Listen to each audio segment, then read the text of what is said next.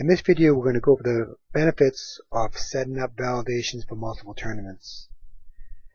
What that really does is it combines tournaments together that would be playing on the same locations on the same weekend.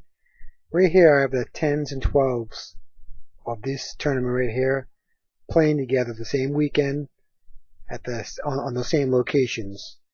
And what this will do, if I'm scheduling a game for the 12s at the same time a field is scheduled for the 10s, it's going to kick out saying that location is already taken. That's important if you have, many age groups here. There's other benefits to this as well.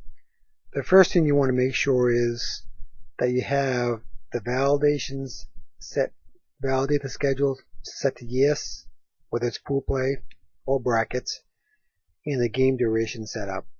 The game durations are very important because it's going to check locations for that many minutes. So if I have a game starting at 12 o'clock or at location 1 and it lasts for 90 minutes, that means that from 12 to 1:30, if I try to schedule any other game there, it's going to kick it out and saying, sorry, this location is already scheduled at this time, or game is scheduled at this location at this time.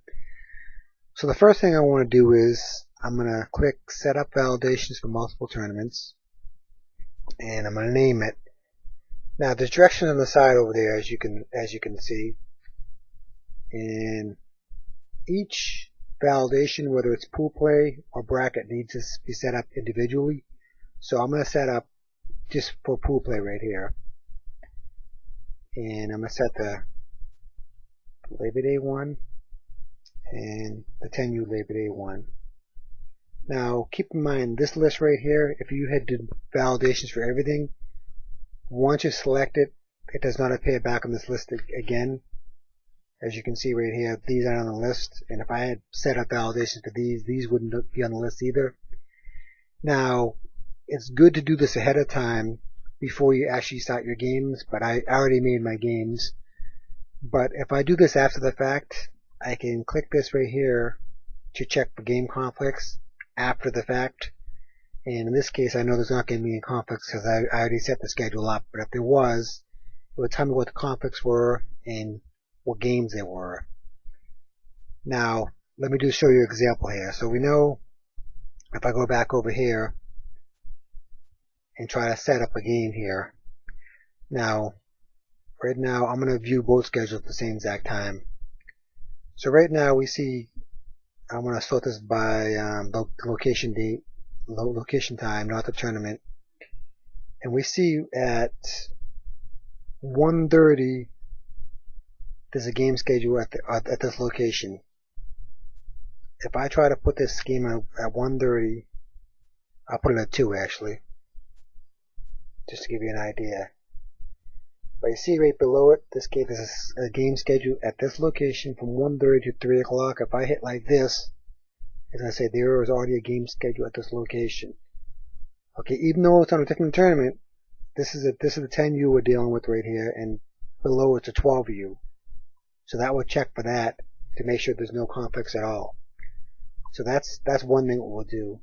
Now also, I want to do the same thing for the brackets too. Now I have no dates in my bracket at all, but as I'm doing my brackets, it's going to be the same exact situation. Bracket's going to check bracket, pool play is going to check pool play.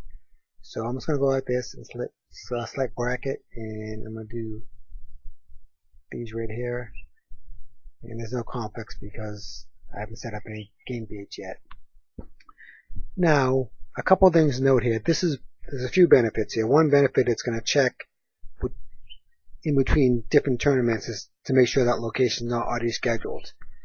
Another thing it's going to do, when you fill your scores in, most times you have to go to the pool play, hit edit, and then you only have one tournament to deal with. Then you're going to go back to the main menu to pick the 12s. Here you don't have to do that. You're right here. You can pay the 12s now. I don't have to go back and forth if I have the score for the 12s and the 10s here. Or I can view all the games together. I can view, the location, name, and date, see how everything's set up on this field. Okay, so that's the great part about that. It's the same exact thing with the brackets. Another thing too is now I can view all the games for this right here. This would be pool play and bracket. This is my entire schedule right here. I just want to view this location and I want to view it by the location name and date. See there's nothing overlapping here. Or I can just view them all right here. This is bracket games, of course, right here. Actually, this one does have a date on it.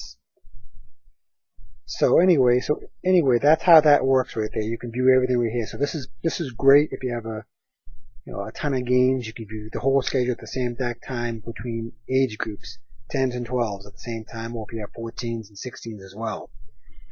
Also, when you send your link out to your teams, you can send this link right. You can just send the link that's inside of here, and that will give them everything right here. Whatever the link is up in the URL string, wherever that's going to be, you can send that out here, and this will be the whole schedule right here.